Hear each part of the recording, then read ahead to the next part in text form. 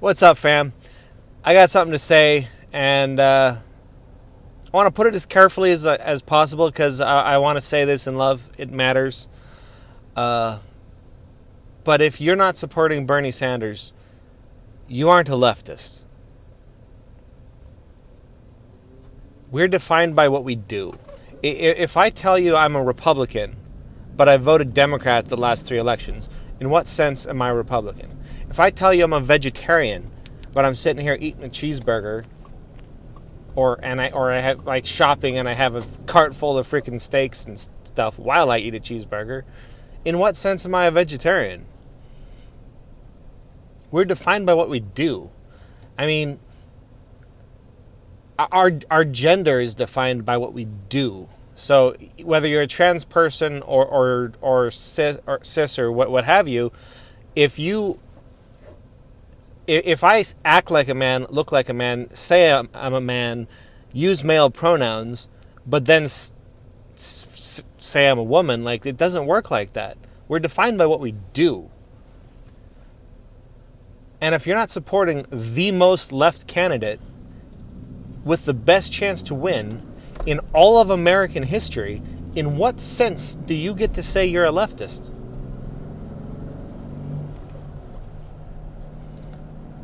I'm sorry, fam. I can't. I don't see any other way to see it. I'd love to talk to you about it.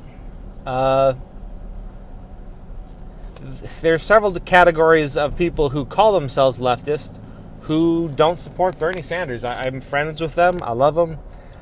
One type is the too far left for Bernie type. They think they're like anarcho-socialists, and they don't believe in the state. They don't believe in elections. And they think the only way we're going to make life better is through a socialist revolution. I got news for you. If we have a revolution right now, we're not going to end in socialism. If we have a revolution, it's going to be fascist. Look at the freaking numbers. They're surging. The GOP is mainstreamed fascism in a terrible way. Socialism does not have the numbers to make that happen. The only possible way that could happen, and I'm not necessarily advocating it here, but if it was to happen, you would need to raise class consciousness first. And Bernie Sanders has done more to raise class consciousness with a primary election than any other figure in decades. And there's 4 times more attention and money spent during a general. If he's the nominee, you're going to see class consciousness go up like you've never seen before. And if he's the president, if he's in the Oval Office using the bully pulpit to spread class consciousness, this is going to move us so much closer to socialism than anything else would. And more importantly, in the short term, it's going to make life better for a whole lot of people. He's going to legalize marijuana on day 1. How many lives does that make better? How many people are sitting in jail that won't have to be under a Bernie Sanders term? Another category is Green Party voters. And, you know, in most elections, I sympathize with the Green Party because the DNC is terrible and they typically field pretty terrible candidates. But Bernie Sanders is a leftist dream candidate. He's championing basically the entire Green Party platform. So you have to ask yourself, do you care more about your party or about making the world better? Do you want to change the world for the better, or just keep on fighting for a party that has no chance under first past the post voting? This is mathematically a 2-party system. It's most vulnerable to change at the primary level. Right now, Nate Silver, who hates Bernie Sanders, is saying that Bernie Sanders has a 48% chance to win over 50% of the delegates. That's huge! This is the time for the left to unite. I think if you're a Green Party member, and if you care about the left, if you want to see the left change the world and make the world a better place, you need to be messaging everybody you know in the Green Party and trying to drive a movement for them to not field the presidential candidate and instead endorse Bernie Sanders. It's not going to make any difference in the general, even if Bernie Sanders somehow didn't get the nomination. The Green Party got 1% of the vote last election. They didn't win any electors. They have no chance. Even if they did 5 times better than they did last time, they have no chance.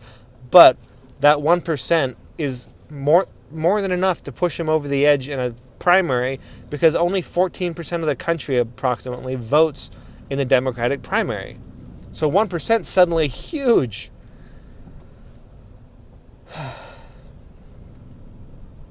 If all the Green Party and all the too far left to vote types and the socialists and the Marxist-Leninists and all the different flavors of leftists backed Bernie right now, he would win in a landslide, and that would do more for everything left than anything else ever could.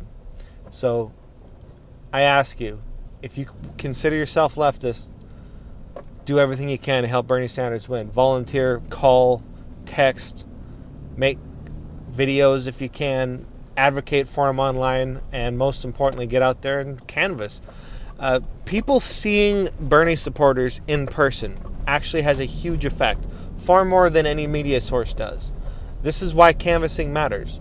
It shows strength for the candidate when you have more presence on the ground, when people can meet you and ask you questions personally, because maybe they've seen some Bloomberg ads and they're thinking to themselves, oh, he seems all right.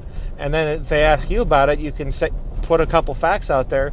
Did you know he changed the rules so he could run for a 3rd term in office? That's what Morales did, and everybody said that justified a coup. Do we really want this guy as our president, buying his way into our election? I don't think so. Anyway, if we're out there canvassing, it's going to make a world of difference.